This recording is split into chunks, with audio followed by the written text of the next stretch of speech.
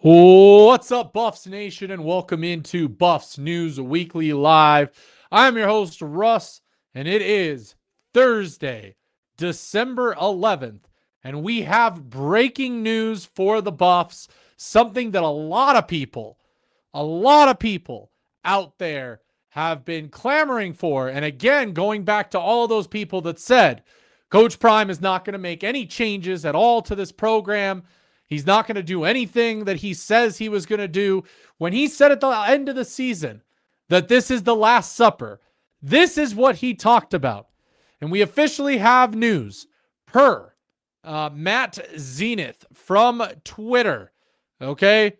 Memphis is expected to hire Colorado Director of Player Personnel Corey Phillips as its general manager officially, sources tell CBS Sports. Before Colorado, of course, Phillips was the associate director of player personnel at LSU. However, at Colorado, Corey Phillips has been the main head guy when it comes to recruiting at Colorado for the past 3 years. And hey, it has finally happened. Okay, I know all of you guys have been clamoring for this. I'm telling you right now. Okay, this was desperately needed. No offense to Corey Phillips. We can talk about the pros and cons of the Corey Phillips era of recruiting for Colorado. Obviously, he brought us players like Cormani McClain, Jordan Seaton, Julian Lewis, as well as a number of other 4-star and 3-star athletes over the year. However, there has been definitely some places that have been lacking over the last several years. And as you would talk to most Colorado fans out there, the biggest one that is the head scratcher to Colorado fans everywhere, whether you're a Coach Prime fan, a Colorado fan, or college football fan, you've left your head scratching. Why is Colorado not really recruiting the state of Colorado when it is such an easy thing to do? Okay?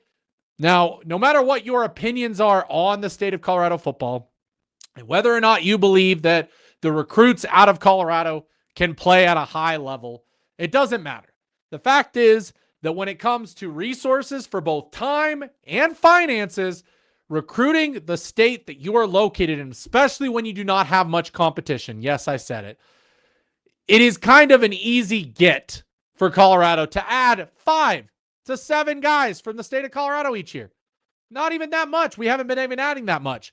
But you have to wonder how much of that was Coach Prime and how much of that was also Corey Phillips and what he was pushing to Coach Prime and the staff, because his sole job is to go out and find recruits.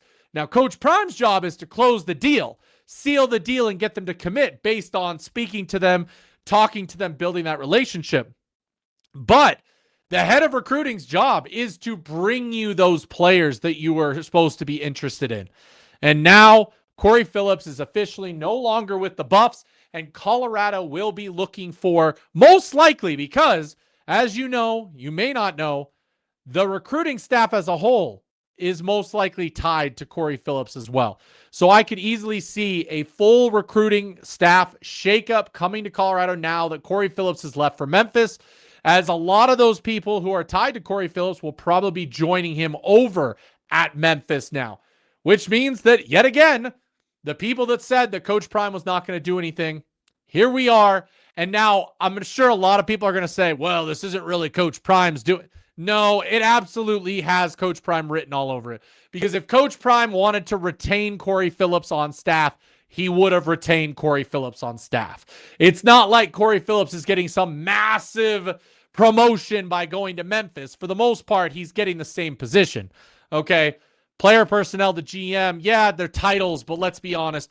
Corey Phillips was the architect of the recruiting staff here at Colorado, now heading on to Memphis. JB, yep, I'm down. Needed to happen. Slice Pops, yo, talk me nice, Brody. Been worried about why we haven't been sending out offers. Well, now you know. Now you know why we haven't been sending out offers. You got to wonder if Darden Box goes with Corey Phillips. Because if I remember right, when they came in together. They were a combined package. Same with a couple of the other people on the staff. Recruiting will happen with the new OC. He will be bringing in his own people. Correct. When it comes to the offense, Brendan Marion is going to have a lot of say in that. And who knows, maybe that's part of the reason that Corey Phillips wanted to leave. We won't know unless he says why he left or if we ever find out. But you have to wonder if Brennan Marion, obviously the performance, had something to do with Corey Phillips no longer being with Colorado. Why don't Coach Prime call up Sharon? You're funny. DB coach next, please. Hey, Lil Bucket, reminder to you guys why you are not going to see firing announcements. You may not even know until we get hirings is truly where it's at. A majority of the staff were on one-year deals for this year. They had 1 year left on their contract or they had signed 1 year deals. So all that needs to happen is Coach Prime just needs to say, hey, we're going to go in a different direction. We're no longer retaining you. And then they need to go out and hire somebody new, which very well could be happening right now. They could be in the process of looking for more staff members, and we won't know until they get announced as actually being hired. So we very well could not know that maybe Mathis is no longer with the program. Maybe, we could go down the list of different coaches on this staff that may no longer be with the program, but we may not know that as of right now. The fact is, changes were coming. Coach Prime said changes were coming, no matter what those people on the internet may be saying. And the fact is, so far, changes have come to Colorado. First, with the hiring of Brennan Marion, and now with the departure of Corey Phillips from Colorado and a new recruiting staff going to be coming into Colorado probably very quickly, very shortly. This is not something that happens overnight. Coach Prime most likely knew that Corey Phillips was in the process of leaving. Okay. And the fact that he waited till after signing day is also a big part of this because it helps with that process. Now, I will tell you this. Some people are going to say, hey, how many kids are going to leave Colorado now that, committed with Corey Phillips? Says people were coming here for the coaching staff in Colorado, not Corey Phillips himself. Okay. Corey Phillips obviously built relationships with these players and they were part of the recruiting process. But like I said, the actual finalization, the actual closing of these deals come directly from Coach Prime. Let's see what else you guys got to say as well. Corey Phillips wasn't a good evaluator anyway. We are good. You're correct, Lil Bucket, especially when it came with the portal. I will say he hit pretty well on the high school. We got to give him credit where credit is due. But I didn't like the recruiting strategy, because I'd love for somebody to come in and push back on Coach Prime just a little bit if Coach Prime was the one that didn't want some of the stuff. Say, hey, instead of 15 to 17, can we get 20, 25 high schoolers? They don't need to be that many. And can we use those extra guys? Can we get, some depth kind of developmental players from Colorado that could potentially grow into being great players? Okay? You have to wonder if that's coming. Coach definitely has to make some changes. We are making some changes. It's about time we get a better recruiting team finally. Yeah, Box is going with Corey. Yeah, I figured as much. Like I said, a lot of the staff is going to be going with Corey at this point. Those are Corey's people. They work hand in hand. They are part of his staff. It's his recruiting staff. They're most likely going to be going to Memphis with him. Twitter was doing better at evaluating players than Corey Phillips was. What's the chances of us getting Patrick Surtain as our corners coach? America, I can't tell you. I haven't heard anything. There's been no rumors out there. But if you just look at what's possible, I mean, if Coach Prime wanted Pat Surtain on this staff, he could get Pat Surtain on this staff. And to those people out there, by the way, because there was people telling me when I posted about Pat Surtain coming on staff, they're like, oh, enough with these NFL guys. Pat Surtain, yes, he's an NFL guy, but he's been doing college stuff forever, okay? And he was probably one of the best recruiters at Florida State. So to anybody out there that doesn't want Pat Surtain on the staff, you have no idea what you're talking about, because Pat Surtain would be an upgrade over what we currently have. That is a fact, okay? We might see more O-line recruits from Colorado. We might just see more Colorado kids in general, okay? The fact is, I will choose to believe for now what Matt McChesney said, saying that he's already been in conversations with Brennan Marion more than he has with this recruiting staff, including Corey Phillips. Okay? I don't understand why they don't recruit the state of Colorado. It's so weird. Also, why the coaches don't go on the road at all positions. They failed him. They got to go. Do you have any news for the boosters? I mean, nothing right now. This is all new stuff for me. We'll see what happens as far as any new hirings or anything like that. Now we need to see Andre Hart and Kevin Mathis breaking news. Yep. Oh, thank goodness Phillips is gone. Yep. Everybody's happy. Probably be the whole dang recruiting staff from Sac State. Yes and no, maybe. Who knows? Guys, I have a feeling that Prime has a plan in place for what he's going to do. Okay? No kids leaving because of Corey. Correct. No kids are going to leave because of Corey. I was told by a lot of people if we completely overhauled the recruiting staff that would leave. But I also said, and David said, we talked about this, it'll probably happen after signing day, and it'll more affect the 2026 class than the 2025 class. And it also shows you why our 2026 class is off to such a slow start. Like I said, this was most likely in the works. They most likely knew this was coming. They were letting Corey Phillips finish out the 2025 recruiting class, but it's probably why you have not seen much action when it comes to the 2026 class, knowing that you're going to have a new recruiting staff in here. We're going to be a little bit delayed on that. Kick rocks. It's about time. Russ, can we look up the top 10 to 20 ranked Colorado kids and see where they signed and where they were offered? They were all good programs, I believe. They absolutely were.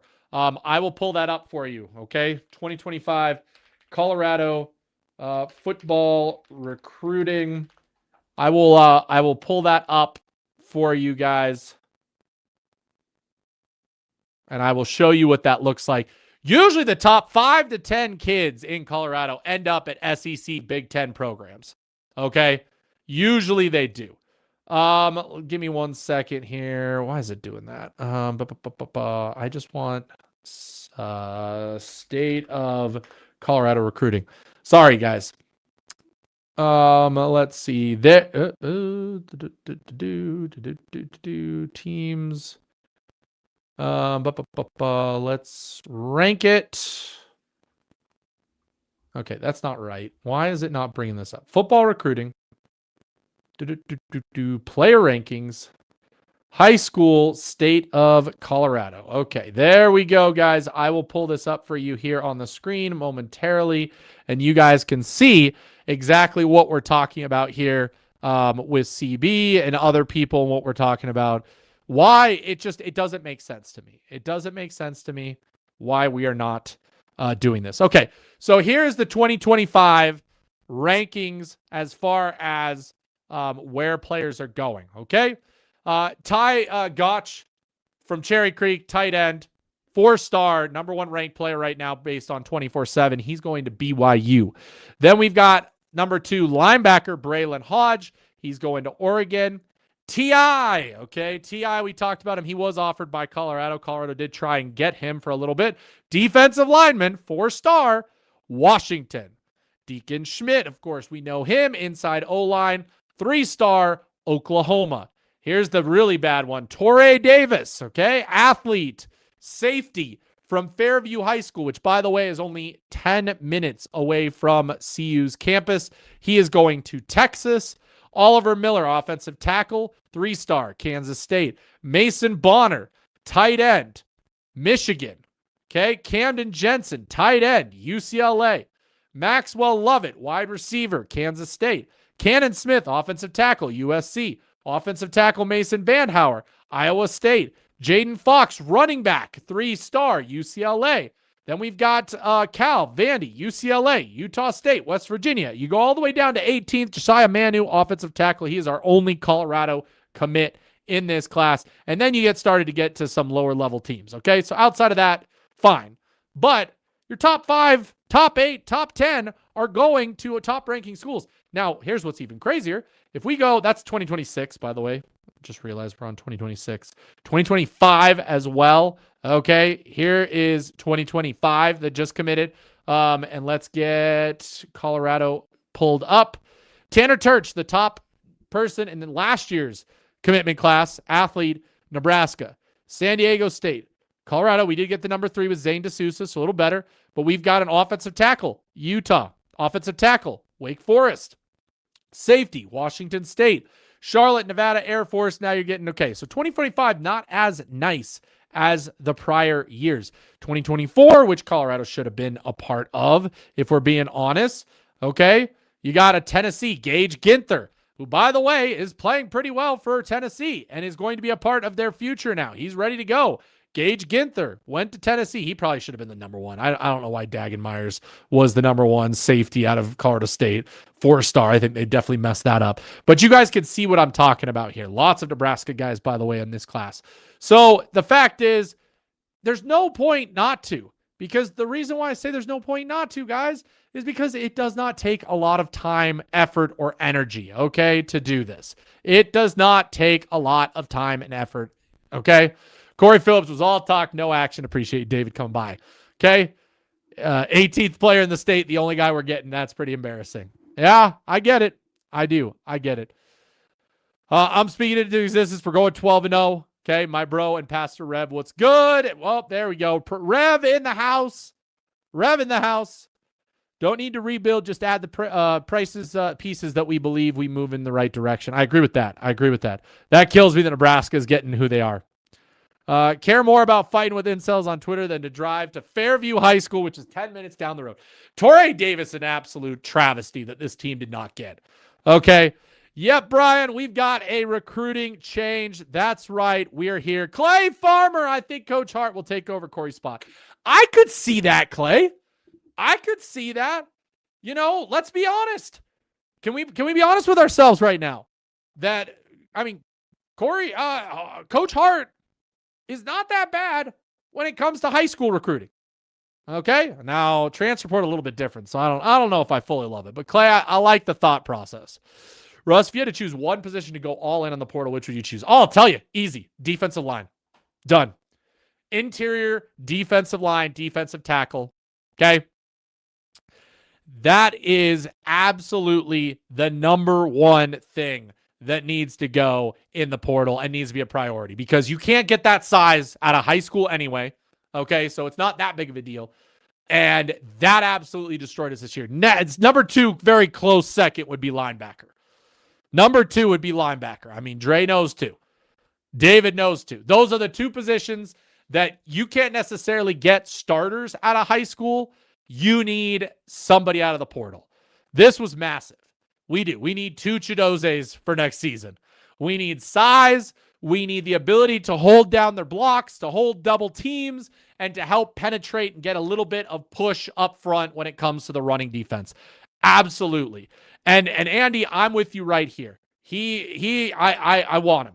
You know, the couple of guys from Sac State that are in the portal right now, guys, you need to look them up. They're actually pretty damn good. Okay, Damian Henderson, running back for Sacramento State. I think he could be a potential add for Colorado. Sacramento State starting offensive guard, Jose Soto, 6'3", 312 pounds, was a starting right guard. We need a guard. He could be a great get, easy to get for Coach Marion. Then this is the guy we're all talking about. Okay? Sacramento State star defensive lineman, Deshaun Watts. Okay? Entering the portal, 6'2", 320 pounds, and was the 4th highest PFF graded interior defensive lineman, including FCS and FBS. Okay? So snaps, production, starter, all of that. He's a guy that I would love to grab and add to this defensive line. Does he have to be the starter? No. Guys, we have to add a lot of guys, okay? So not every guy is going to be perfect. We need depth. We need a lot of guys at defensive line and linebacker going to next year. Because going to next year right now, the only guy that we have that's on scholarship for linebacker right now is Kylan Salter, which who knows if he'll stay or not. We'll see.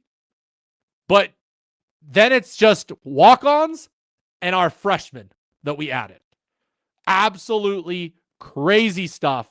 Running back from UConn is a guy that I would love to see. The other guy, by the way, from Sac State, you guys need to pay attention to, Ernest Campbell, the number 1 receiver for Sacramento last year.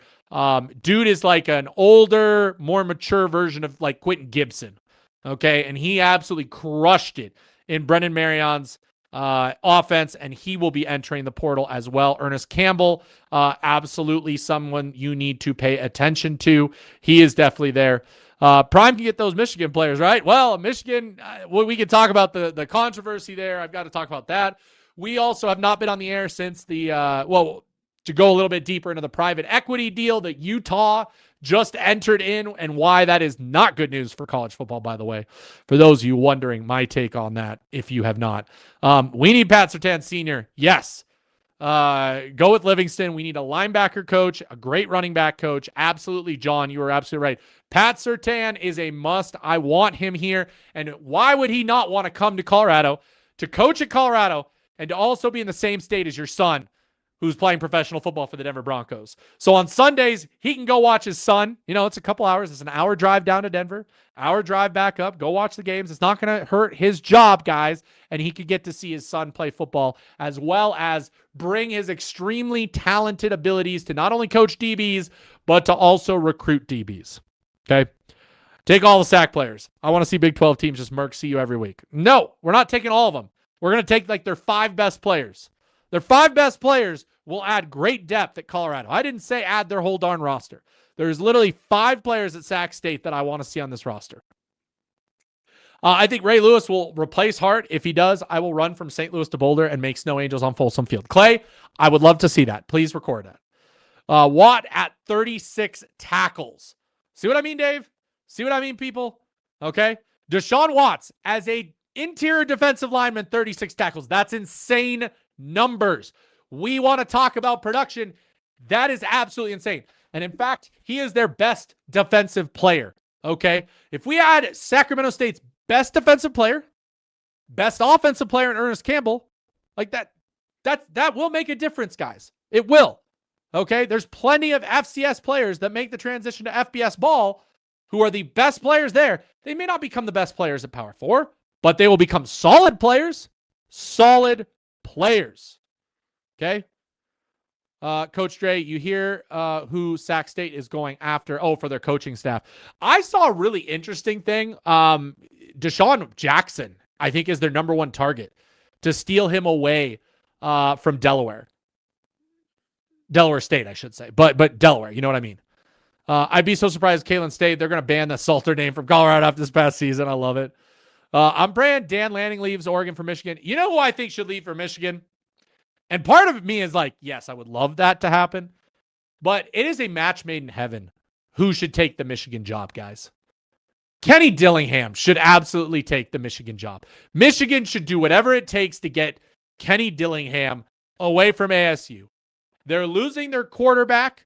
They're losing their top left tackle. They're losing their top DB into the transfer portal already announced. If I'm Kenny Dillingham, why am I not on the phone with Michigan right now saying, hey, I can fix the issue. I can bring culture back. I can get you guys out of this black eye scenario that you guys have been in for a number of years. He is the guy that could save Michigan football at this point. And Bryce Underwood would stay, I think, for Kenny Dillingham. Now, we need guys who won't quit after the team score. That is what we have to get, guys with heart. Hey, and FCS guys who have played their way up to the Power 4, those guys usually have heart. Linebacker from Bowling Green. Yes, your mom. I love that guy too. He is on my list. I believe the kids that hit the portal from Sac State are mostly coming to see you because they love their coach and believe in him. Absolutely. I don't blame Salter that much. They didn't build an offense around him at all. I kind of feel bad for Salter that did not go well. It's two folds of that. Okay, Zach. Yes. Did we help Salter out? No. But did Salter also not help his case out either with, his leadership and off the field abilities to kind of bring everything together? Absolutely. It was just the worst case scenario it could possibly have been. Remember the D-line from JUCO that we lost in 2023? He was a menace, whatever happened to him. I'm not sure what we're talking about. Are we talking about Ryan Buell, who we lost last year, who's JUCO? You have to let me know. Or is it done? Are you talking about Corey Phillips, Brian? Because, yes, Corey Phillips is going to Memphis. It has been confirmed. Multiple sources are confirming that Corey Phillips is gone. Okay? Because that's what's going on. Somebody tweeted out, you're really blaming them because players didn't want to come here? Okay, that's not it at all. Okay? They literally did not talk to a lot of the players in Colorado. I'm telling you, I'm here in the backyard. Colorado stopped recruiting the Colorado players. They offered them and then walked away and acted like, oh, they didn't want to come here. That's not the case. Now, is that the case with some of them? Yes. Okay? Brett Kolajay, Deacon Schmidt got more money to go elsewhere. That's not a problem. Yeah, Rev, I heard about some of them Sac State. Did Colorado hire any? No, nothing official King Mac yet. Do you know anybody that's going to get hired in other? No, I do not yet. I do not yet. The only one we kind of maybe could see is the running backs coach. Brendan Marion may bring his running backs coach over from Sac State. He's an up-and-comer, was also the co-offensive coordinator with Brendan Marion. He'd be a smart one to bring over with him, but I don't know if he's ready to take that next step to a Power 4 running back coach, but Brendan Marion would know better than I am. Can you all stop with these ex-NFL players who don't have any college or coaching experience? I'm assuming you're talking about Ray Lewis, because Pat Surtain does have experience, but I get what you're saying. Duke hinted at a defensive hire. We'll see. I mean, a massive one would be Pat Surtain, and he is available right now. I hope to get some dogs out of JUCO. I can join a 12U tackle football team, get 99 tackles. Does that mean I'm going to get picked up by CU? Okay. Dang, Corey's out of here. Yep, north side. We talked about it. We told you changes were coming. Changes were coming. Okay. I hope Deshaun Jackson does not take that spot. Rev, do you not want him to take that spot because you want him to stay at Delaware State, or do you not want him to take that spot because you don't think he'd be good at Sac State? Let me know. That would be hard to get him from his alma mater, but money talks. Yep. Top of who list, Coach Dre. Yeah, for Deshaun Jackson for there. Pat Shurmur has some blame, but Salter is definitely a terrible quarterback. They're both to blame. I always say that every time we do on this stream because I have so many people that are like, you're blaming Salter too much, or you're not blaming Salter enough. Like, they're both to blame for how bad the offense was. Sac State does not deserve him. They need to mature in the administration. Yeah, we'll have to see. Northside, you know what happened? Corey Phillips gone. That's what we're talking about. Corey Phillips is no longer with Colorado. He will be at Memphis. That is the main point of what we're talking about.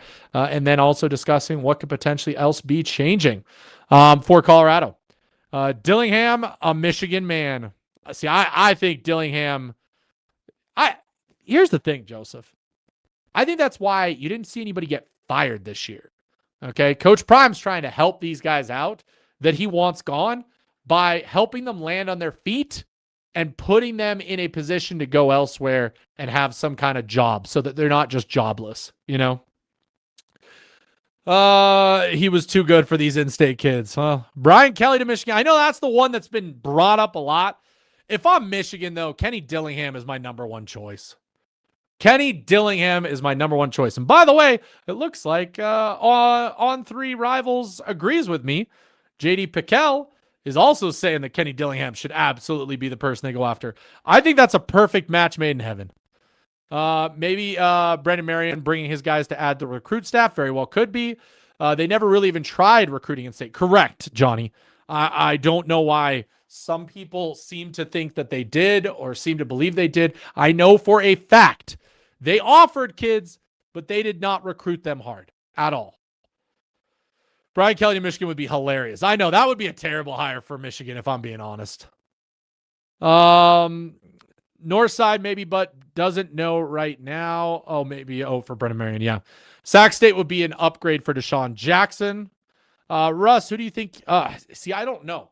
I don't know who could be taken over for Corey Phillips. That's probably one of the tougher positions because the thing about the head of recruiting and / GMs that are available out there, like, they're not in the news. They're not big names that you know about until you learn about them. Meaning, like, once Colorado announces who's taking over for Corey Phillips, then we can look at it and say, hey, yeah, oh, that makes sense. Or it doesn't make sense or whatever. It's hard. You could go to any university football and look at who the head of the recruiting is and say, okay, they might be a good fit. They might be a good fit. It's going to be very interesting. Deion's helping people out who didn't look out for him when he was fighting cancer better than me. I mean, hey, Coach Prime is a good man. I live in Sacramento. I already know one. I already know I don't have to wait to see Lowell. Oh, Rev, who you got? Tell me. Who do you think is going to Sac State as the coach? Do you know if Corey Phillips, Coach Prime, had a falling out? I know Corey Phillips was from the Tennessee area. I don't think they had a falling out, but I just think that it hasn't been up to par. And I think Coach Prime just probably said, hey, you've got a chance to go back home. to be at the university in your backyard. If you want, just take it. He didn't fight for it. You know what I mean? There's that difference of like whether or not somebody really wants you or not. When you like come to your job and say, "Hey, I've got another job offer." Okay, we're giving you a raise to stay. Great, I'm staying. Or, yeah, you could go ahead and take that job. Like, you're not going to be sorely missed, so we'll go ahead and do it. Okay? So there's that. Guys, you're absolutely killing it today. Ed I hate his last name, for head of recruiting. That would be hilarious after the interviews and what he did to get players. That dude knows how to get recruits, man. Ed O would be a dream hire. David, I think Corey just sucked at his job.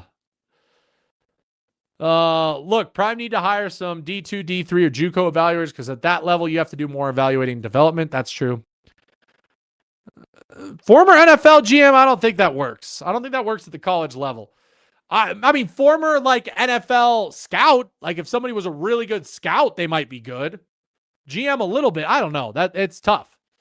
Why do Colorado Buffalo not recruit in their own backyard? Larry, I have no idea. Okay, that's a question for Corey Phillips and staff. Was that a mandate by Coach Prime or was that their own policy? We're going to find out, guys, because with Corey Phillips out, if the recruiting changes, we know that was on Corey Phillips. If it doesn't change much and we get the same thing from whoever they hire, then we know that Coach Prime has given directives to how they build this team and how they recruit. Okay, we're about to find that out. Coach Prime told us he's making changes to staff and players, period. Do y'all believe? Lady C, I've been saying it. I've been saying it since the middle of the year. And yet there are people online who some even get more exposure than David and myself who are spouting lies about what's happening in Colorado and acting like they know. Like, I don't even have to know. I just know to believe Coach Prime. I do. I believe. You guys should know that. Okay? I'm willing to call Coach Prime out when I don't like what's going on. I didn't like how the offense was this year. I haven't liked the way recruiting has gone. And what happens? We've got a new OC, and we're going to have a new recruiting staff. So, I mean, Coach Prime can take criticism when it's needed, but you also got to believe when he says he's going to do something. The new OC coach is an absolute beast in recruiting. He has already contacted McChesney, Spurtree. I have a feeling he'll be good. If Deshaun Jackson goes to Sac State, I hope he makes them stretch their budget. Yes, I hope so too. This would be interesting. Go hire Darren Chavarini. Do you think Northside he would want to take the head of recruiting? I mean, because he would be a killer recruiter, guys, if I'm being honest. He's got a lot of connections at every level of college football. He's got connections to the University of Colorado. He cares about this. He knows the dogs in the state of Colorado too, but he could also go elsewhere. This would be interesting. That'd be an interesting hire. I wonder if he'd be willing to leave a coaching job to be in a GM, head of recruiting, personnel, whatever you want to call it. It'd be interesting. Chev is probably paid more at his D2 job. You think so, David? You think so?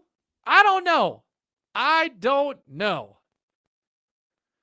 When the best head coaches do high school and home visits, but ours won't, there's your recruiting problem. I don't think that's it. I don't think that's it at all. I'm never going to be the one that's going to say that's the only it's not like we're not getting top recruits. It's because we're just straight up not recruiting the right players, period. That's the problem. I love it, Joseph. Yeah, Jordan, this is pretty crazy, but we knew this was coming. What if Brendan Marion had something to do with Corey Phillips heading out the building to Memphis? I mean, he very well could have. They very well could have talked to him about that. I'm telling you guys, Brendan Marion has a lot of control. You don't leave a head coaching job to come to Colorado and be just an OC that is playing yes man to Coach Prime. Okay? No, Jordan, we don't. We don't lose any players. Trust me, players are not coming to Colorado because of Corey Phillips. Now, Corey Phillips finds the players and helps the recruiting and all that stuff, but Corey Phillips is not the sole reason. Those guys are coming here because of Coach Prime, because of Colorado, because of the coaches on the staff. Coaches on staff have more direct ties to those players leaving than Corey Phillips does. So don't worry. Bring back Corday Hankton to head recruiting. Cortez. Is that what you mean? Cortez Hankton? That could be another one. We talked about him as a wide receiver coach. Maybe he's not wanting to be that. But will Prime bring in Chev, though, is the question. I don't know. I don't think he would. I don't know. Deion would rather hop on the private jet to watch the door than go. No, stop with that. Stop with that. Okay? He's his damn son. You guys need to chill with that crap. You guys have no idea. They're all friends. Yeah, I do agree with that. Cortez, Brendan Marion, Coach Prime, all on the staff. It could work. Guys, you cannot have Deion Sanders going and recruits home. Yep. Y'all think of that scenario, though. Let alone schools. Y'all don't understand his star power. It would be chaos. I agree with CB. I'm never going to be the one that's going to harp on the train of the reason why Coach Prime is not successful is because he won't go into a kid's living room. Okay? That's absolutely hilarious this day and age.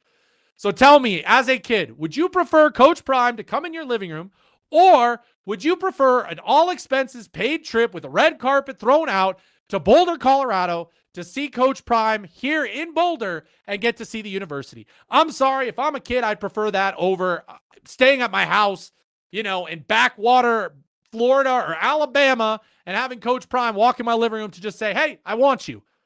Okay. Or do I get the red carpet and I get hotel and I get limousine and I get, red carpet treatment and all this food and all this great stuff on campus? I mean, the fact is that it used to be that in-home visits were more important because you had a lot more in-home visitability than you did on campus. Remember, we used to limit how many on-campus visits you could come on. That stuff's out the window at this point. Okay, that stuff's out the window at this point. Now, if Coach Prime gives me a phone call once a month checking in on me, I'm going to feel loved by Colorado. That's just as good to me. And I guarantee, I've talked to a few of the recruits over the years. They say the exact same thing. Coming to their house is not a big deal to them.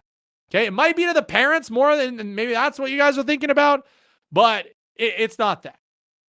Okay, it's not that.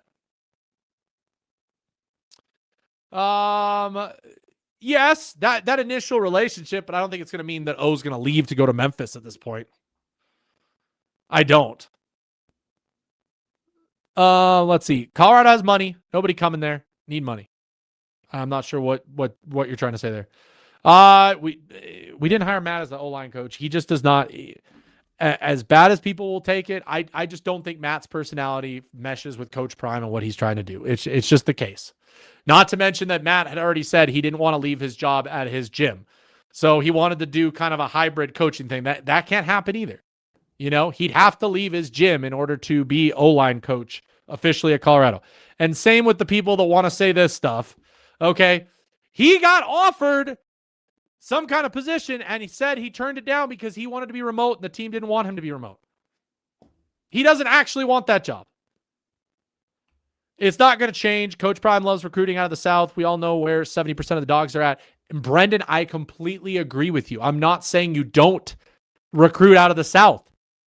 I'm saying you take the current number of players that you're recruiting each year, just add 5 to 7 more and put them in your backyard.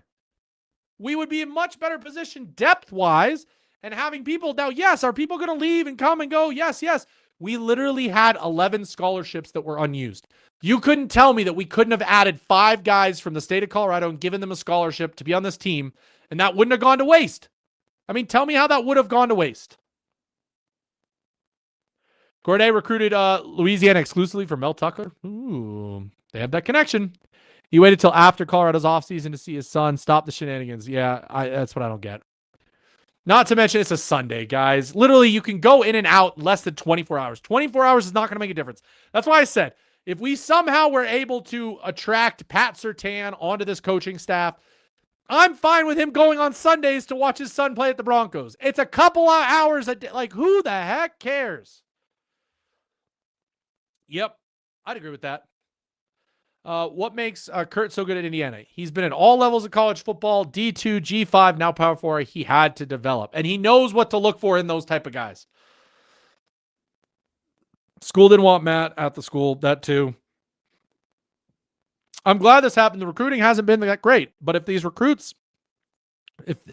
this recruiting changes, then we know Corey Phillips was the problem. And if it doesn't, Dallas, exactly what I said. That's how we're going to find out. Outside of Shermer, I was okay with staff staying and making evals next year because of 2024 season, but I'm cool moving forward. We're on that 2026 tip, and it's beginning to get exciting. Love it, guys. Yeah, exactly, Russ. Must flip the top 10 guy in your backyard. It's not that hard. Pat Surtain would be amazing. Yeah. Leaving would be absolutely stupid. I said that because a lot of people have brought up his name as a potential leave, and I said it would be dumb for him to leave Colorado. He's got chemistry with Julian Lewis now. You know, you saw it at the end of the year. O's stats exploded when Julian Lewis was at quarterback. You can't tell me. And I know because I've talked to other people that, you know, do like scouting. And they said if O puts on an entire season of what he just did, he's going to be a top 3 round draft pick. Okay? A top 3 round draft pick. So he'd be smart to come back to Colorado, keep the chemistry going with Juju, and get himself into the NFL next year. Kirby Smart won a big-time game and was back on the road to recruit. We can't keep making excuses. Is Hart and Mathis still in the set? We have no idea. We have no idea, Rosaday. I don't think we're going to get an announcement. We're not going to get an announcement that somebody is on staff. The only time we are going to get an announcement is if somebody new gets hired. So if we all of a sudden have a new linebacker coach, you know what happened to Hart. If we all of a sudden get a new DB coach, you know what happened to, like that's how you figure this stuff out. Okay? It's the same thing at this point. It's the same thing. If O locks in on blocking, he's going to be generational. And Doge step, I think that is going to be the big key. And I think Brennan Marion is going to force that upon him. The fact that Brennan Marion was a wide receiver, guys, he knows the importance of that. He's going to be able to speak O's language to help him learn this offense and learn the need to be able to block. And you're absolutely right. If O can figure out his blocking and have a great season blocking, plus add the stats, he is going to be a top pick. Absolutely. He could even jump to a first rounder if he gets the blocking down. That I believe. 800 yards with a quarterback carousel and a freshman quarterback. Neely said he was making a vlog with Coach Hart. Deion is not going to fire his yes man buddies. He does. Again, you don't listen. He doesn't have to fire anybody.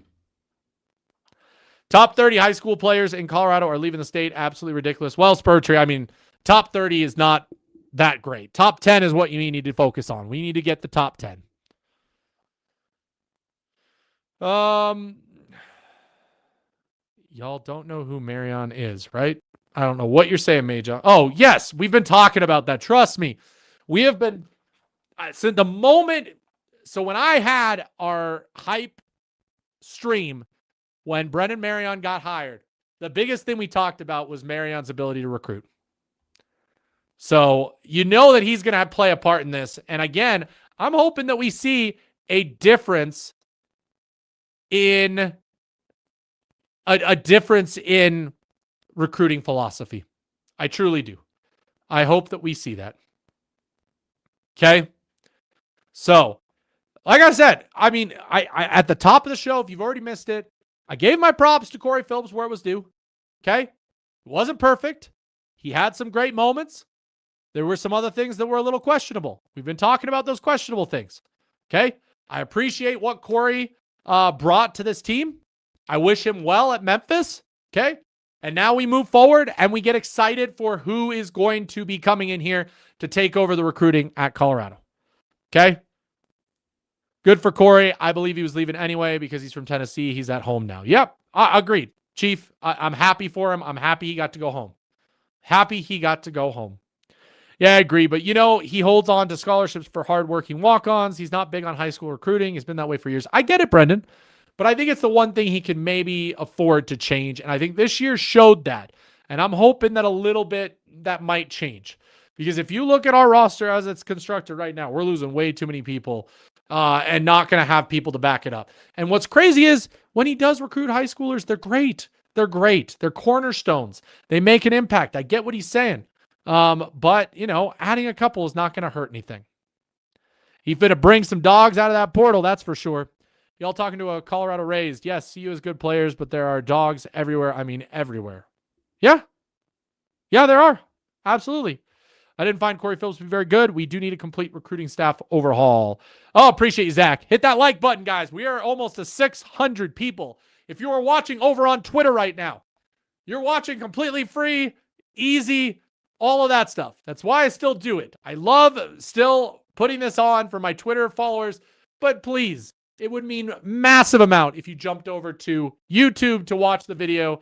You can just go to my Twitter bio. It has the link to it on the tweet right below the video. Hit like, subscribe to the channel, please. It helps massively. It's a free way to support the channel. If you say, hey, I like what he's doing. I like what he's talking about. I like what he does. That is a massive thing to do. Please, please, please, please, please do that. We're getting so close, by the way, to 6,000. You guys have been absolutely insane the last week. We have added, I think, 200 plus subscribers, and we are only, it looks like 80 subs away from 6,000 subscribers. Oh, and Zach is now a member. I appreciate you, Zach, joining the member crew. We're now up to 11 members, by the way, on the channel. Membership is just a nice way of saying, hey, I'm going to support you with $2 a month just to say, hey, here's a cup of coffee for you. I love what you do. I want to show my support. Appreciate you, Zach. Quick shout out to all the other members real quick. Zach, Cedric, Jordan, Out of My Mind, David Walker, Joseph Melendez, Keith, Northside, Brian C., Louisiana, and David Talks Buffs as the members of the channel. Appreciate you guys so very much. Corey did not get fired. Corey is heading to Memphis. He got a new job. So essentially, he got let go. Like, he could walk. Like, it's fine. Go ahead. Go ahead.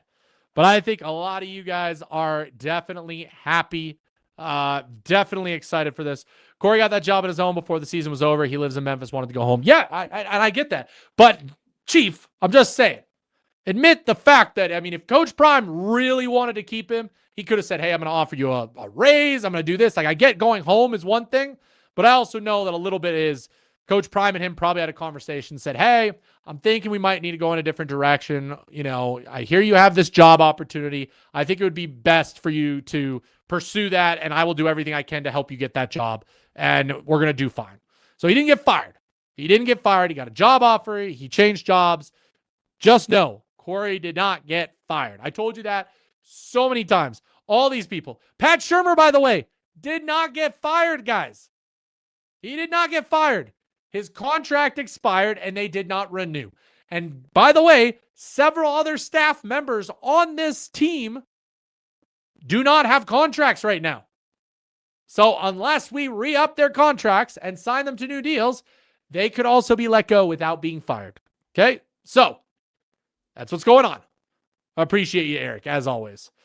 Crazy how people say Coach Prime has to be better because his job's on the line. Y'all have no idea who Coach Prime is. That is true. What hardworking walk-ons got a scholarship this year, and what other players could have received one of those 11 unused? It's true. D, time to recruit those Midwest dogs. Let's get some O-line, D-line players to sprinkle in. I want to get some Colorado guys. I do. There is prime highlight with Cowboys where he takes interception in the house, running next to his coach, his coach Mathis. I don't think he should leave yet. Wouldn't be surprised if he's still here. I could see, like, what if they moved Mathis into like an analyst role or something else? I could see that of both him and Hart, if I'm being honest. Okay. Let go, lol. I know. Hey, I'm just saying at where we're at. Guys, 600 people watching. You guys are absolutely insane. Can we hit 200 likes for this video? Can we hit 200 likes? You guys tell me. I think you guys can do it. I think we have the ability to do it today. So, time to recruit kids from the DMV. I mean, hey, there's another place we could go after as well. There is another place we could go after. Okay, a couple of things I wanted to talk about real quick today before I head out for the day. Here's what I got. Okay, first up, obviously the big college news, the Michigan scandal. Michigan in shambles now with what looks like, and here's the information that is out there if you have not heard about it. Coach of Michigan had a relationship with an executive assistant on staff. At some point during the year, the staffer was given a $55,000 raise on their salary, which, by the way, the executive assistant, I believe they said it's an entry-level spot. There's no reason to get that big of a raise. On top of that, he was taken into custody yesterday for being arrested. The charges, it looks like essentially what happened is once all this news came out, he went over to the executive assistant's house, threatened his own life, broke in, stalked, did all this stuff. So yeah, he is out at Michigan. And then today, Michigan has officially fired their athletic director. Guys, Michigan in trouble. Michigan in trouble. Okay. So we've been talking about who might take the Michigan job. Some names that have been thrown out there, of course. David Talks Buffs would love to see Dan Lanning from Oregon go there. I would love to see Kenny Dillingham. We've also had the Brian Kelly rumors to Michigan, but Michigan is looking for a new coach. And on top of that, it has come out that Bryce Underwood is contemplating his Michigan career. And we'll wait to see what they decide to do with the coaching staff and the overhaul there. Very interesting stuff when it comes for there. Do we have breaking news? We have breaking news? We don't have breaking news. I don't see any breaking news. Don't be throwing breaking news in the chat unless there truly is breaking news. Okay?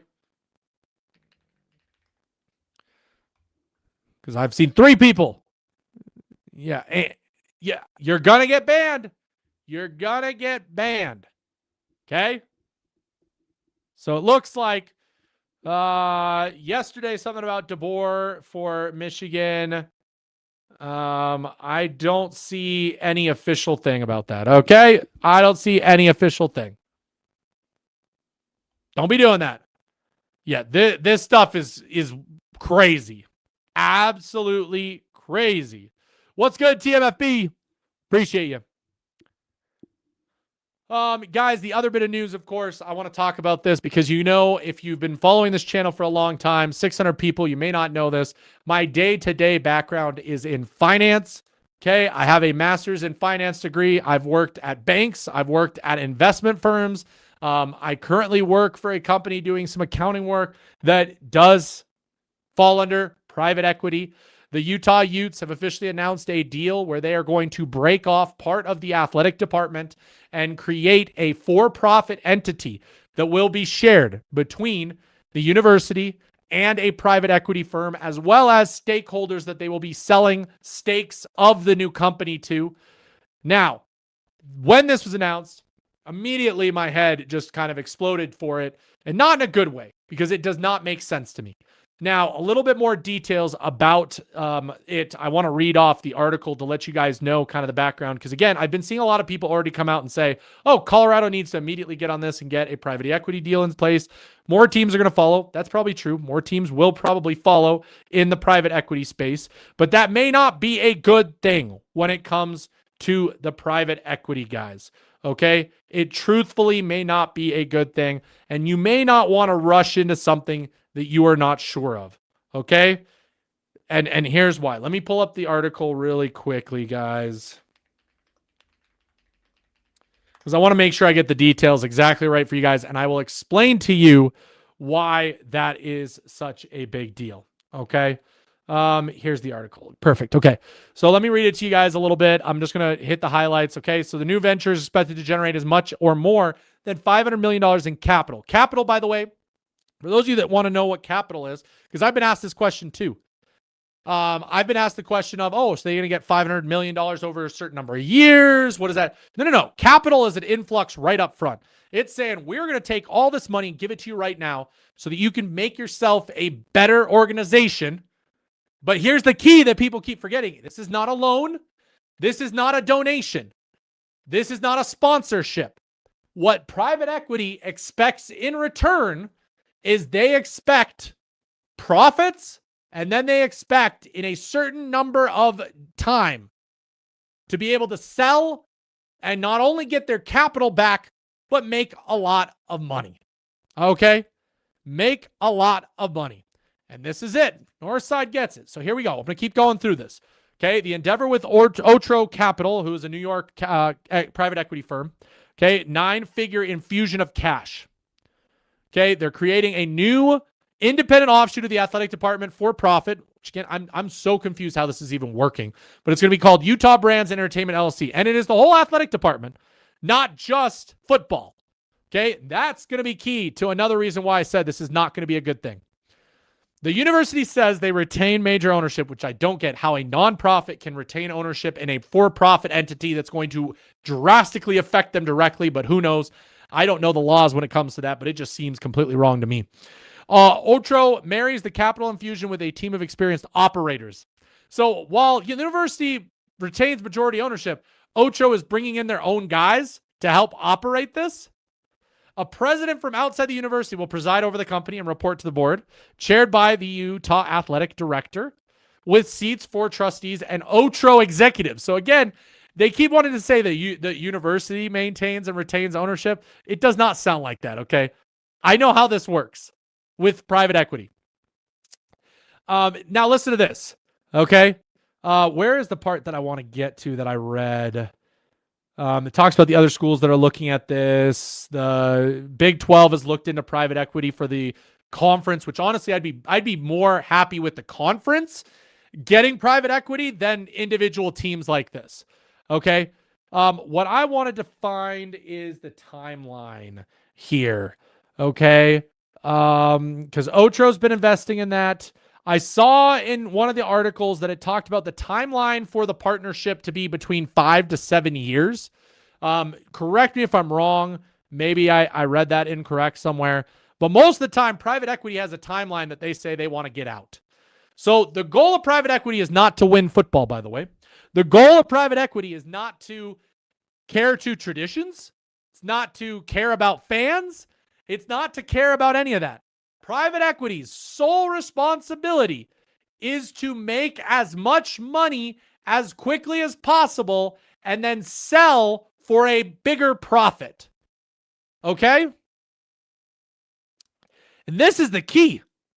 Because if Utah is not able to function with a profit and give them enough money, then private equity can take over. They can do a lot of bad things if they don't get their money. Okay? Because that's what it's about. I mean, it won't be long until you get private equity from the Middle East also jumping in on this bandwagon. But people don't realize that. Utah fans, I see Utah fans celebrating this like, oh, we're going to have so much money. We're going to win. This is my problem with this. And why I don't get why they're investing in it in the first place. Where are they going to get these profits? Can anybody tell me where they are going to get these profits to be able to pay private equity? Like, they're going to have to cut the fat.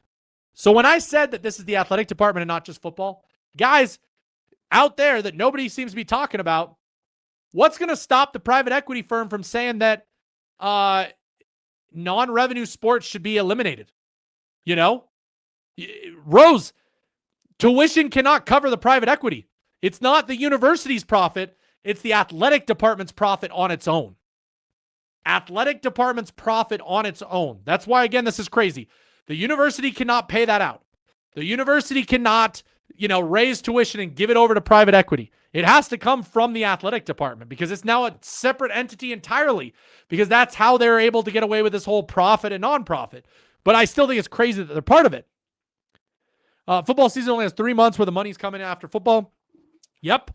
I was talking to somebody else that has a finance background that works for private equity, and they're just like, they don't get it.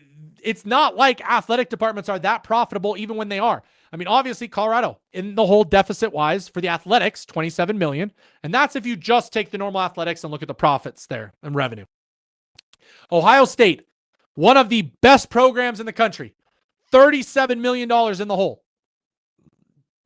So you tell me how they're all of a sudden going to generate, because you can only raise ticket prices so much. You can only get so many sponsorships and ideas and things out there to generate money. TV deals, sure, but that's it. Like, tell me where you're going to get more money.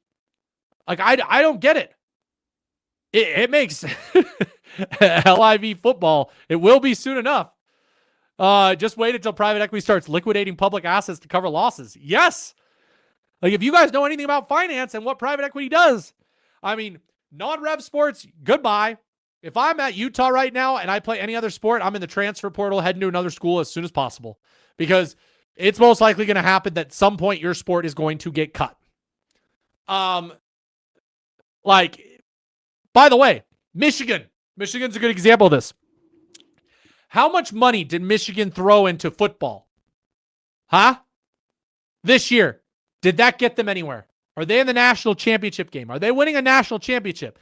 If private equity comes in, spends a crap ton of money to get Utah the best roster they possibly can, and they don't succeed, private equity is going to immediately try and liquidate everything as fast as possible to bring down those expenses so that they can maximize that profit on a team. You know, here's a good example for those of you. Hey, we're in Colorado. You guys know where I'm going to go with this. The Colorado Rockies are the quintessential what a sports team will look like if private equity gets more and more involved. Okay? Because the owners of the Rockies are raking in the dough without putting any money out there. Okay? The Rockies sell out games still. They have people going to their games all the time. People buy their stuff. People do everything with the team. And the team puts together teams for pennies on the dollar. And they find that perfect medium where it's like, we're making plenty of money. We don't need to spend anymore. Who the hell cares about winning? Because private equity does not care about winning. Donors care about winning, guys. That's the difference between a booster and private equity. Donors, they donate in the kindness of their heart because they want to see their team win. Like, that's as crazy as it gets. Private equity, on the other hand, their sole goal is to make as much profit no matter what. Absolutely crazy stuff. Absolutely crazy stuff. Okay, and there it is. You're in timeout. I'll let you come back. I'll give you one more chance to not troll and to not curse in the chat. Appreciate you, Nuke. Private equity want the bottom dollar, and that's all they care about. Exactly. And I don't get, like, here's the thing. Utah fans are getting trolled by a lot of people, and they're crying about it. Utah fans do not understand what they've just done. They do not understand. They see $500 million. They don't understand what private equity is. They think, we just got a donation of $500 million that we're going to get to spend on this football team, and it's going to be great. Like, they have no idea the underlying results of what you did. This reminds me of, like, you know, the movies and stories you hear where it's like, you know, the devil comes down and says, hey, I'll give you what you want in exchange for your soul. You ever seen the glorious 1990-2000 movie Bedazzled with Brendan Fraser? I can't even believe I'm going here with this analogy. But in the movie, he gets 7 wishes from the devil in exchange for his soul. The problem is that every time he makes a wish for what he thinks he wants, the devil finds a loophole to make sure that it ruins the wish. Like, that's essentially private equity. You know, private equity swooping in with this money saying, here you go. But, you know, we'll give you control. We'll give you control. Yeah, university retains majority ownership. However, we get to fill out the entire staff. We get to fill out the entire board. We get to do all this stuff. Like, yeah, university maintains ownership. But you don't think that the rest of them aren't saying much about it? It's kind of crazy. Better take that $500 million and move the University of Utah to Miami. I love it, Esses. I love it, Esses. So I wanted to talk about this and to get out my thoughts because I know somebody called me out on Twitter saying, you know, all these people who cover college sports sure know a lot about finance all of a sudden. You guys know when it comes to finances, when we have a financial thing come up, whether it was the university budget stuff that came out this year or last year when I covered it, now this private equity being installed into sports, you know, I have opinions on this because I've studied all this stuff for a very long time. I've studied the business models. I've studied investments. I've studied all this stuff. And private equity's sole goal is to make a lot of money. And it makes sense in the private corporate world, but I don't know where it makes sense in college sports. I truly don't. I mean, heck, professional sports at this moment don't even really have private equity firms unless you go across the pond and you go into soccer and then you have, like, you know, the Saudi Prince organization owning, you know, soccer teams out there and throwing a heck of a ton of money into them. to make them, very expensive, very profitable companies. I just don't see how college sports can be as profitable as they're going to need to in order to make this deal seem right for the private equity firm. So that's going to cause a lot of problems to come back and bite them. Outside, no one really knows because we haven't read the contract. Oh, I agree. I'm just telling you, there is not many ways that this can go right in that contract because of all the things I've brought up. Devil's advocate, there's got to be a gold lining on why Utah did this. There's a lot of smart people, I'm sure, that looked into this. Just saying, I get that. And yes, the gold lining is that they get $500 million to spend on their sports to hopefully make themselves compete for national championships and be a household name and be a national powerhouse and all this stuff and be a brand which brings in profits. Like, that's the whole point. It's Utah betting on itself. But when you really look at it, I don't know what they're betting on, because it's not a guarantee that you're going to even be able to do that. That's what I see it as. Profit over purpose. And once profit leads, the culture fails. Risky business. Sir Guy, you're not wrong. I get it. Trust me. I do. Demistocles, love your takes. I get it. I absolutely get, both of this. You guys saying, well, we don't know all the full things. That's absolutely right. And I will say that. Okay. But just from the outside looking in and what private equity actually means, it's completely different than us saying, hey, somebody donated $500 million to Utah to the program. Donate is different than private equity. Private equity expects something in return. It's not just a free-for-all free deal. That's not $500 million free dollars, guys. That's the key. No matter what the contract says, the $500 million is not free. At this point, I just don't know why the university didn't just take a loan. I mean, I get that interest rates could probably kill a loan for those profits, but profits should be able to pay off the loan and the interest rates. At least at that point, the bank's not going to have a say in the team. But this time, I mean, those investors do get a say, no matter what people think. Private equity is a pure gamble on the school's part. Absolutely. People don't understand that $500 million is a loan. It is a loan with guys who actually want a hand in it. It's like a shark, a loan shark, essentially, where they're gonna take a little bit, and then on top of that, they're gonna expect at some point that you pay them back. I just think a loan would be even better than this situation, because at least the loan, the bank's not going to come and tell you how to run your business. They don't do that. A loan is, we're risking our money because we believe in what you're doing. We believe you can pay it back. This is, we believe in you. We believe you're going to pay us back because we're going to tell you how to pay us back, if that makes sense. Appreciate Jared. What's up? Okay, guys, I'm going to have to get out of here in just a second.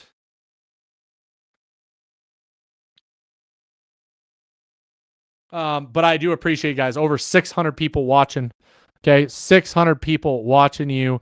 Utah probably tired of being consistently outfunded by BYU. I mean, BYU fans have been saying that the last several days. I think it's absolutely hilarious. Utah better start making social media content, vlogging everything to make that money back. I know, YouTube accounts. They need to get their own Bucky. They need to get their own Amazon, Netflix show. They need to start churning out things big time. Jared, no worries. I appreciate you coming by. It was a last-minute show because of the Corey Phillips news. Decided to talk about some other things, but I appreciate you watching anyway, and appreciate you being here.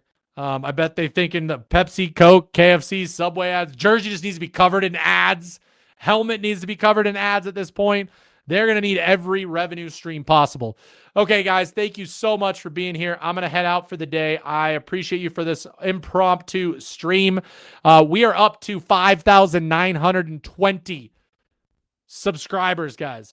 That means that we are only 80 away from the big 5-0, okay? Hit that like, subscribe to the channel. Help me out if you're watching this later on. I appreciate it. Hey, if you want to become a member of the channel, $2 a month. It's just a way of saying, hey, I really appreciate you and what you're doing. Here's $2. Not a big deal. But when it's together as a group, it makes a big deal. And so far, we're up to 11 members now because the last 2 weeks, you guys have been amazing.